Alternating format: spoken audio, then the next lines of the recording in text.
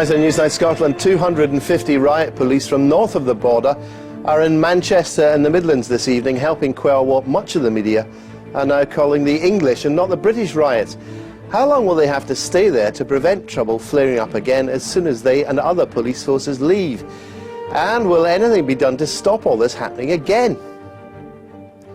Good evening. The First Minister, Alex Salmond, was quick to reassure the citizenry here there are still 17,000 police officers to protect them. Meanwhile, the streets of English cities appear to be quiet tonight, helped no doubt by a massive police presence in London and lashing rain further north. Whether this is the end of the matter remains to be seen, but it leaves one large and rather obvious question. Why are thousands of people prepared to engage in wholesale looting the moment they think they can get away with it? Here's Julie Peacock.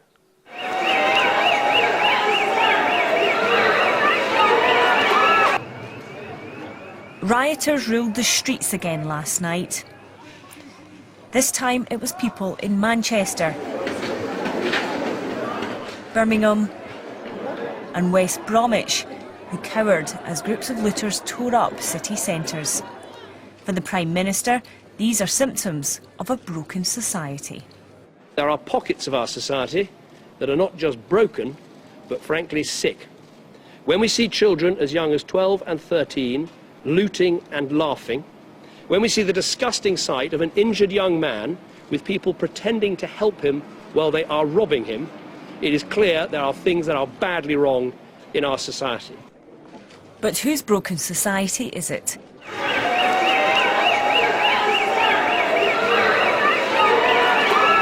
London under siege of violence. TV stations around the world are showing pictures of the trouble, and they're describing it as the British riots. But the First Minister says that could damage Scotland's reputation. He has pointed out that this is an English, not a British problem. It's a view that's been criticised by the opposition, who have called him small-minded at a time of crisis. But some countries like Germany are advising their citizens against travel to the UK. We've got a hugely important tourist industry in Scotland. Right now we've got the Edinburgh festivals on, and we don't want anybody anywhere in the world getting the impression that Scotland is anything other than a perfectly safe place to be. Now, these are why we must protect Scotland's reputation, as well as being alert and able to respond to any eventuality, whatever it might be. Grampian Police has sent 250 riot-trained officers down south to help with the unrest. So far, no sign of trouble up here, but can we afford to be complacent?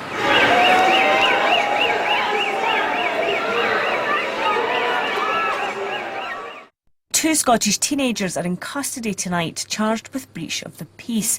One of them's accused of using Facebook to encourage people to riot. Glasgow has had a gang problem since the 30s, and many of the social issues blighting English inner cities can be found here too. Young people in the west of Scotland, from my experience, are experiencing the same things as some of these youngsters possibly are in the big English towns and cities, where they do feel socially excluded, they do feel there's no prospects for jobs, their whole family perhaps haven't worked, and they're also exposed to a lot of peer pressure to engage in recreational violence out in the streets. The absence of racial tension has been given as a reason why Scotland has escaped the disorder. The catalyst for the riots in England was the death of a young black man, Mark Duggan, as he was arrested by police. But for many, this is only part of the story. I think it's much more a sense of almost a lost generation, no moral code, no value system, no respect really for any form of order and authority. And what we see there is almost a reflection of the nature of society we're fast becoming if we don't address the combination of issues that results in this kind of anarchy, really. It was total chaos. So far tonight, there have been no reports of disorder. But as everyone hopes the violence is coming to an end, attention is now turning to why it started.